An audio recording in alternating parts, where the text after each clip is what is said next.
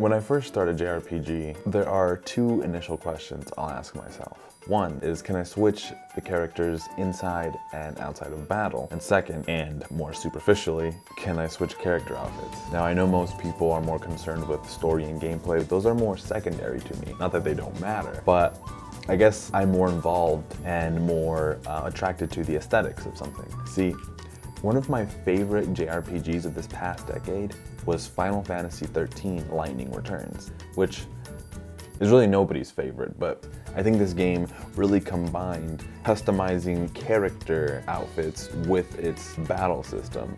That is to say that you were able to create outfits that better suited specific situations, and you'd be able to swap those on the fly. Most RPGs have an element of, picking up pieces of armor, it changing the way your character looks, but I think with Final Fantasy XIII, there was really an aesthetic, you could say.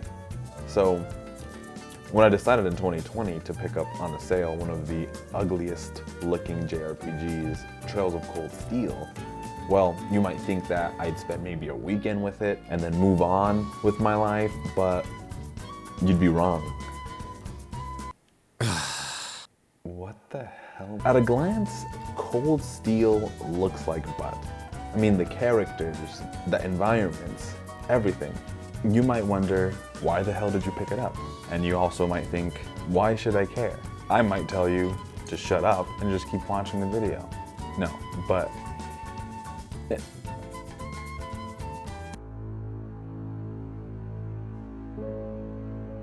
and just like that, my YouTube career was over before it even began. I moved out of state afterwards and started a job at a gas station on the edge of town. Mother always said if something's hard, then it's not worth doing. But if it's easy and you're desperate. When I started playing Cold Steel, it was 12 a.m. on a weekend. The girlfriend just went to bed. I was all alone. I mean, these are the perfect conditions. Cold Steel opens in the middle of one of its major story beats. Tanks are rolling in, there's explosions, soldiers are calling for backup, high schoolers are running around. There's a lot going on. Tensions are high, you're supposed to feel a sense of urgency. It wastes no time throwing you into the proverbial deep end, which is good because this game takes its sweet ass time flushing everything out later on. In retrospect, it works really well narratively, starting where it does, but aesthetically, when you're jumping in blind, not knowing what the hell is going on, it doesn't exactly impress.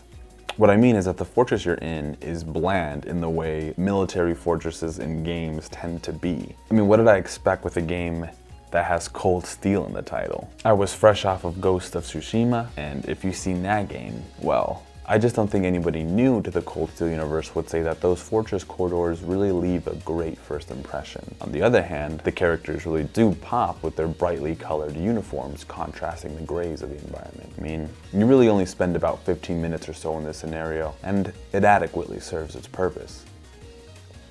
Oh, you can switch characters inside and outside of battle. I opened up the menu, I went to see if there was, outfit options, and there was, but I didn't have any outfits, so you do get more outfits later on in the game, right? Right.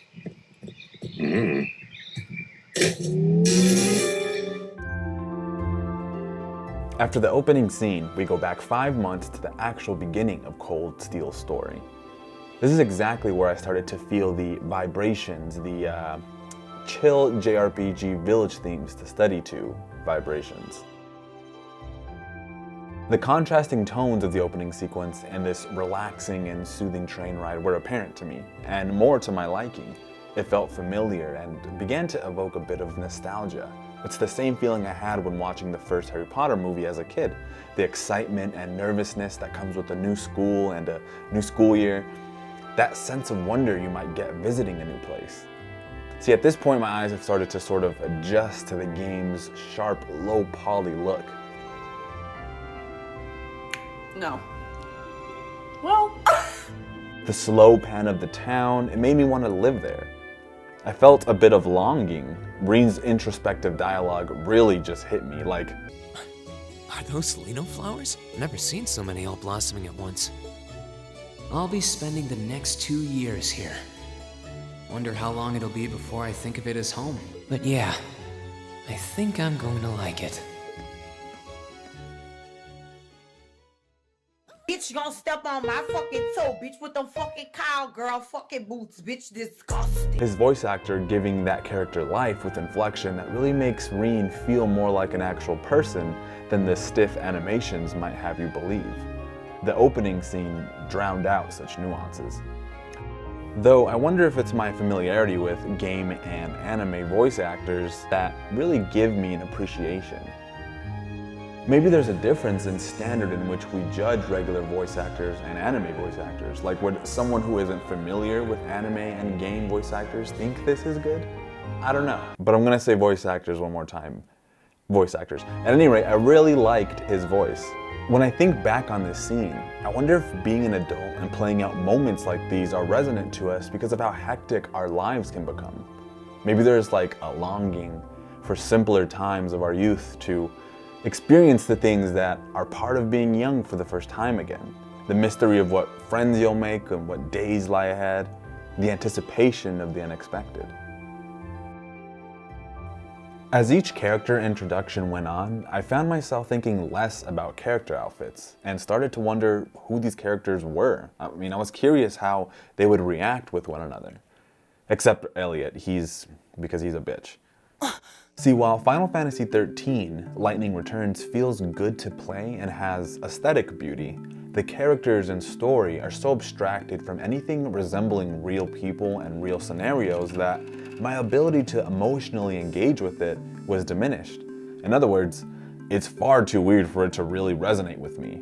I mean, what was even going on in that game? I'm pretty sure you're on a mission to destroy an evil god. There are some really interesting metaphysical ideas that they attempted to sort of nest in personal struggles, but it never really clicked for me.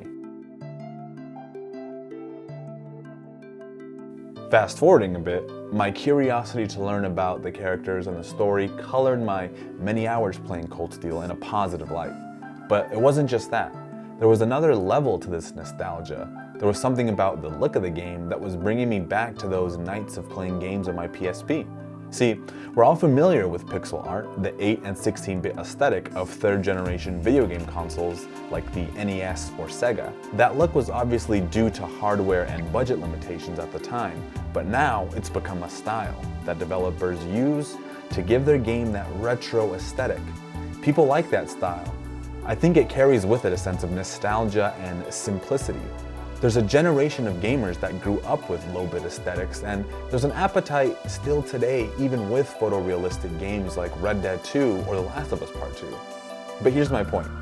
Even though Trails of Cold Steel came out 8 years ago, I'm playing it in 2020, and it evokes a sort of PSP nostalgia for me. And I think that mainly has to do with its graphical fidelity. Look at some of this gameplay from the PSP.